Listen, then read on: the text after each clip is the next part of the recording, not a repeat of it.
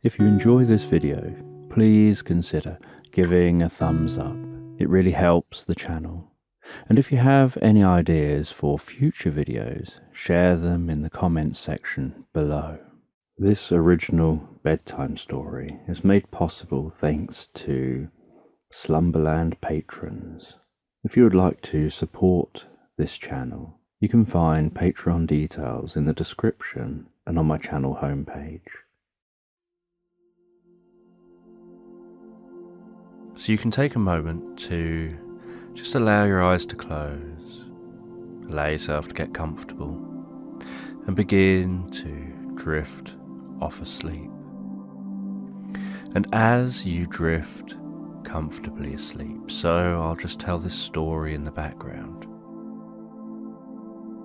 And as I tell this story, I don't know whether you'll drift deeper asleep to the sound of my voice, or whether it'll be to the spaces between my words. And one day, there was a family preparing for Christmas, and the children always looked forward to Christmas. They enjoyed giving people presents, seeing people made happy as they opened those presents. They enjoyed getting to spend time together during the holiday season, playing games. And their Christmas day begins the night before. And the night before Christmas, the children are excitable.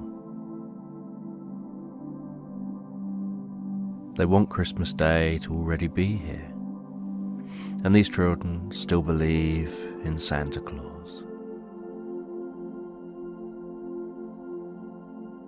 And so the night before Christmas, they want to go to bed so that they can catch Santa Claus delivering the presents during the night.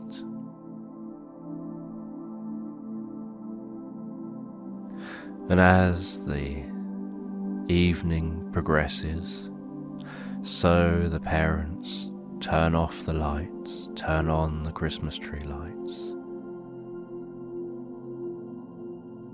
The fire warming the room, flames flickering away, the crackling sound of that fire. The light from the fire glistening off decorations around the room. Christmas cards on the shelves and on top of the fireplace. Presents under the tree. And together they all sit down. They watch some Christmas TV, some feel-good TV. Before bedtime approaches, and the children go up to their rooms, parents go up to read to them, and the children get into bed, relax in bed, feeling so warm, snuggled, comfortable, as the parents read to their children. And while they read a bedtime story, so the children drift and float asleep.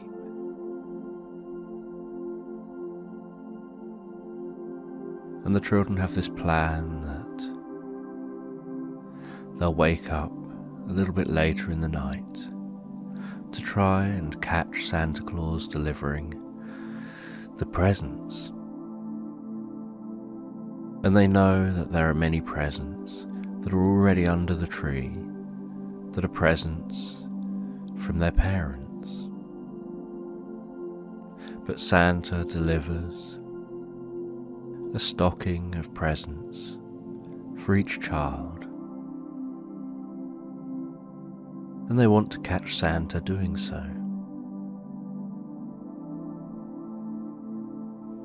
And so the children wake up during the night, sneak downstairs with all the lights in the house off. They hide behind the sofa and excitedly they wait, because they want to catch Santa delivering those stockings.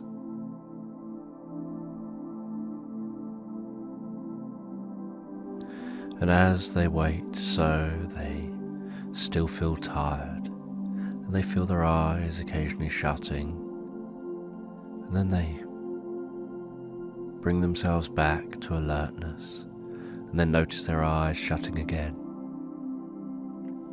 It's almost as if the harder they try to stay awake, the more asleep they feel. And they try really hard to stay awake, but keep noticing themselves nodding off.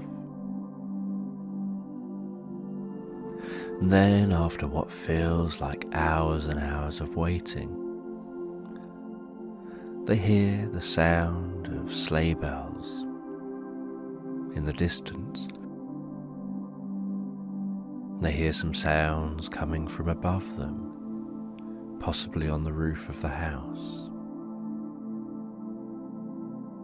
And they hide and wait.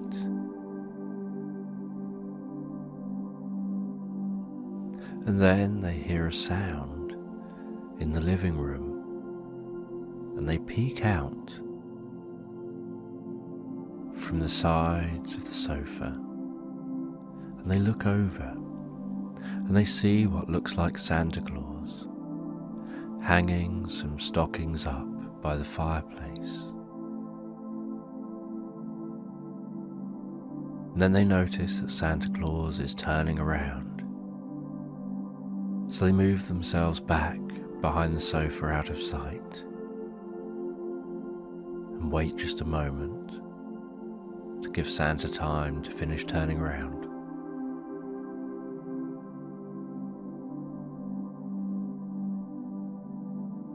And to hopefully turn back or face another direction.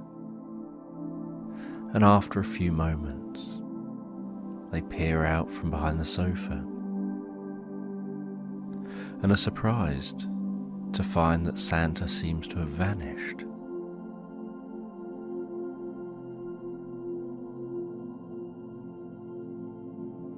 And they go over by the fireplace.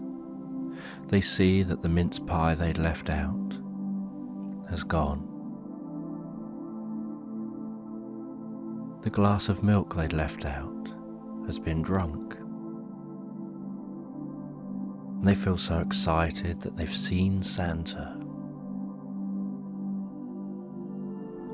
And they head back up to bed, knowing in the morning they've got their presents to unwrap, and these presents in the stockings from Santa. And they drift off asleep, sleeping soundly, so rested. That evening, after the children went to bed, so the parents began to prepare for the night and prepare for Christmas Day.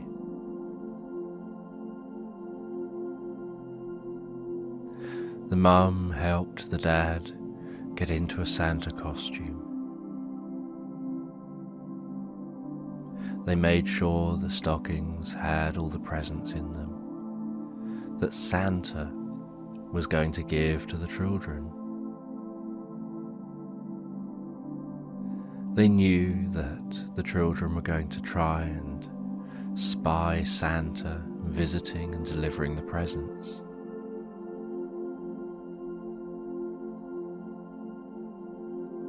The children would often talk to each other, having secret conversations, completely unaware that they could be overheard by their parents.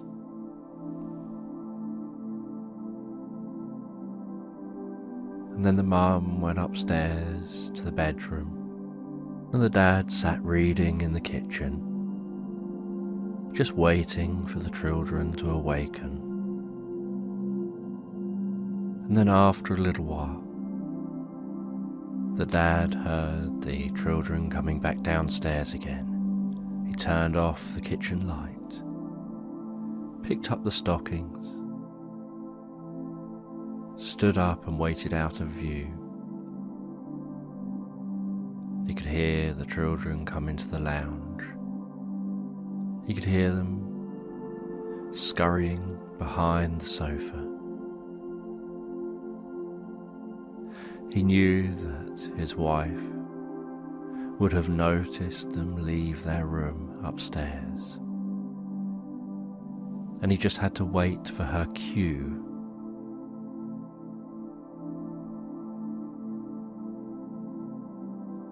And so he waited and waited, and after a few moments, he could hear the sound of sleigh bells, sounds of hooves, as if there were noises on the roof, which actually was the mum playing some noises on the stereo in the bedroom.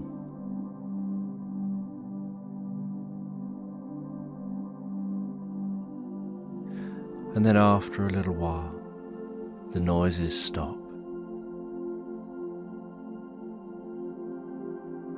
and the father dashes in to the living room,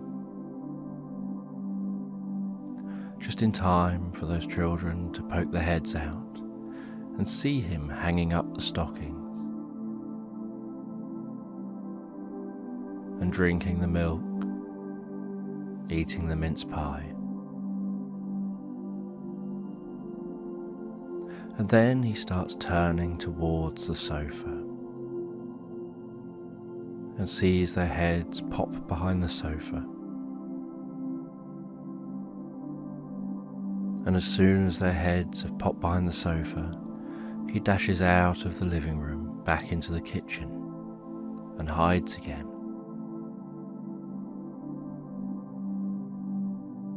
Until he hears the children come out from behind the sofa, explore the living room, notice the milk and the mince pie have gone, and then he hears them heading up to bed again. And after they've headed up to bed, he starts changing out of that Santa costume to go to bed himself. And after he's changed out of the Santa costume, he heads up to bed. His wife asks how it went. He explains that it went perfectly, that the children seemed to be convinced they'd just seen Santa place the stockings in the living room. And then they drifted and floated relaxed asleep. And the next morning the children were up really early, coming in their parents' bedroom, awakening their parents. Then they all headed downstairs. The parents made breakfast for the children, and all sitting around in dressing gowns, making the living room cozy, comfortable, giving a real nice atmosphere to the living room. They sat down on the floor, and they passed around the presents, and the children were excited to see their siblings opening the presents, were excited to see their parents opening presents, and the parents were excited to see the children opening presents.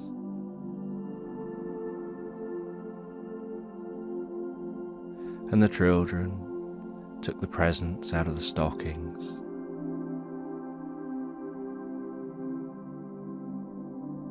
And they spent the morning playing with presents as the parents began to prepare for a Christmas dinner. And the Christmas dinner wasn't for many hours yet, but there was a lot of preparation required. So while the children enjoyed playing with each other, the parents got on with preparing food, making the dining room look nice, ready for having a family Christmas meal later in the afternoon. And the children turned the TV on and they watched Christmas morning films, cartoons.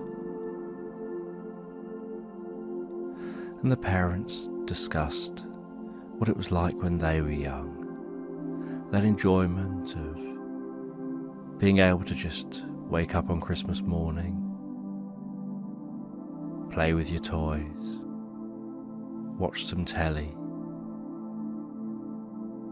and just have such a relaxing time of it, spending time playing with your parents, other relatives. And if the weather's suitable, going for a nice walk in the afternoon.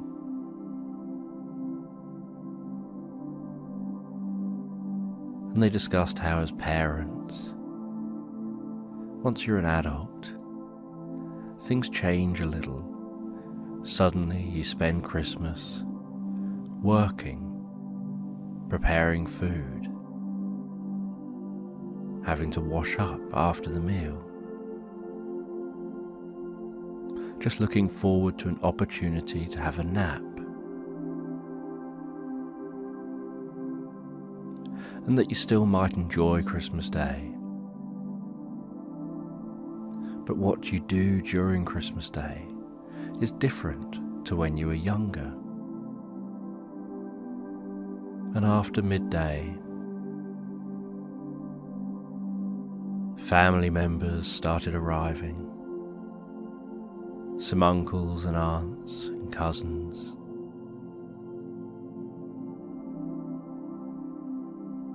Grandparents. And they all hugged the children, hugged each other, seemed so pleased to see each other. They engaged in playing with the children. And then mid-afternoon, the parents had prepared the food, laid the table, placed all the food on the table, and called everyone through for Christmas dinner. And they always had Christmas dinner late afternoon. And during Christmas dinner, they enjoyed the meal, they enjoyed good conversation with each other, the smells of the food. They enjoyed the pudding. They always felt that they'd probably overindulged during Christmas meals. They talked and caught up about how life has been going, what's been happening since they last saw each other. And then after the main meal and just before dessert, they all picked up a cracker each, reached across each other, and all simultaneously around the table pulled the crackers, took out a little gift from the cracker, took out the foil crown, placed that on their heads, and took out the joke. And they could smell across the table the smell from each of the pulled crackers. And they took it in turns to read out the joke to each other, and each joke was a really cheesy joke. and they laughed or groaned as each person told their joke. And then dessert was brought out, and they enjoyed the dessert. And after dessert, the parents and a couple of the other adults did the washing up, tidying up, drying up, just chatting and enjoying conversation while they did so. While a couple of the other adults spent time with the children, or just sat watching the TV, letting their food go down. And after everything was cleared up, they all had a round of drinks before dressing for the cold weather, and outside was cold and crisp with the most beautiful layer of snow. And near their house, down a footpath, was some woodland and a lake. And so all together they left the house late afternoon to go for a late afternoon walk after all the food they'd eaten. And they could feel that fresh, crisp air on their cheeks. They could notice their breath as they breathed out. They walked down the footpath, headed down into the woodland, crunching on the ground as they went, walking through that snow, being aware of how incredibly still and silent everything seemed. As they headed into the woodland, they could hear just the faintest sound of the breeze blowing through the trees, noticing the occasional dusting of snow fall from the trees as the wind moved some of the branches and leaves.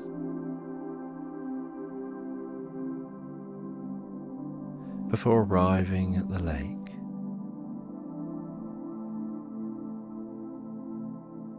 and the children walked close to the lake edge. It was a really shallow lake that had really shallow sides. And so near the sides was a layer of ice. And the children enjoyed going over to that edge of the lake, just resting their feet gently on the ice, to the point where they could hear that stretching and then cracking sound of the ice under their feet, and watch the bubbles of air trapped just beneath that ice, moving as the ice flexes, and then watching that ice sink beneath the surface before bouncing up and then floating away from the side and out towards the centre of the lake.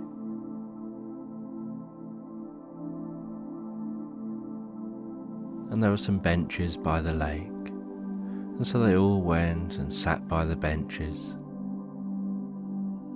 and the children started making snowballs and throwing snowballs at each other, and the parents were listening to the sound of the laughter playing.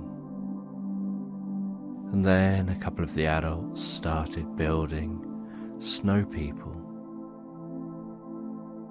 rolling snow around the ground, creating a large snowball, and then creating a smaller snowball and placing it on top. And another couple of the adults decided to build their snow person differently, gathering up that snow, just pushing it all into a pile, making that pile higher and higher, patting around the sides, rubbing down the sides, and then making a snowball for the head, and then finding some sticks, some stones, to do the arms, the nose, the eyes, the mouth. And they tried to get the kids involved in doing the same, but the kids were busy, running around, throwing snowballs at each other. And then shortly before they were going to leave the lake, the kids started throwing snowballs towards the snow people, trying to see who could knock the head off a snow person first.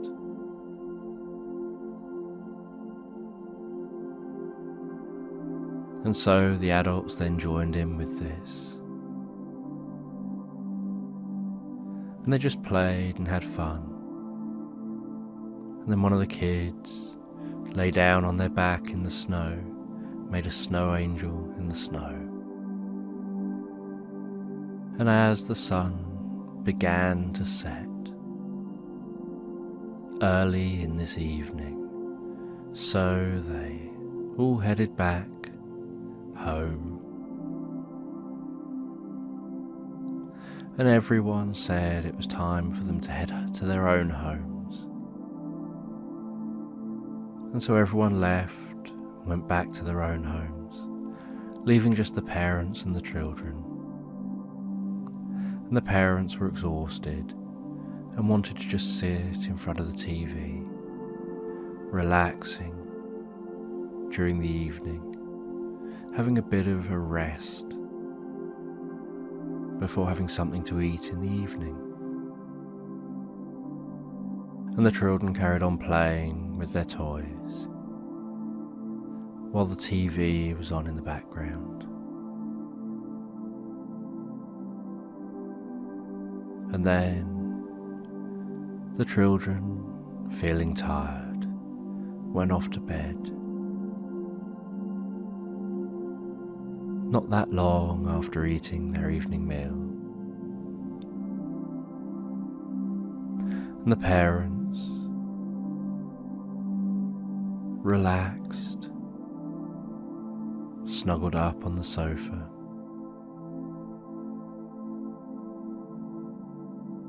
and watched a romantic Christmas film, having some time together alone for a while.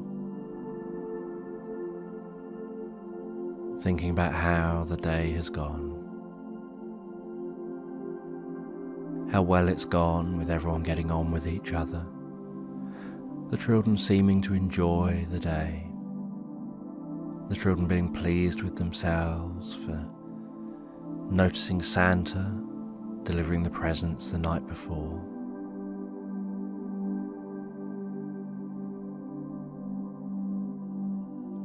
And after the film, the parents went up to bed,